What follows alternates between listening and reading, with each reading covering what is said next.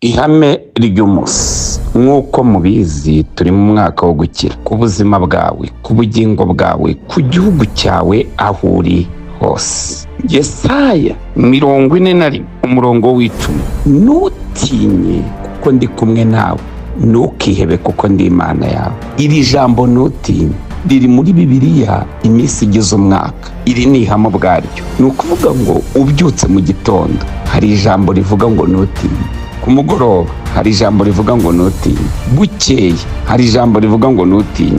Dino jambo rigendana nawe.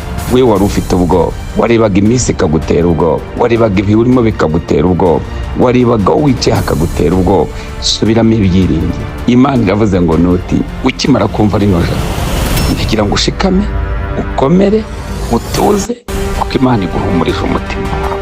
Kuko ivuze ngo ntutinye nuko yizeye ko intambara yose yayirwanya ikayitsinda. Soje nkubwira ngo ibukuri we iri mu bigize amahano.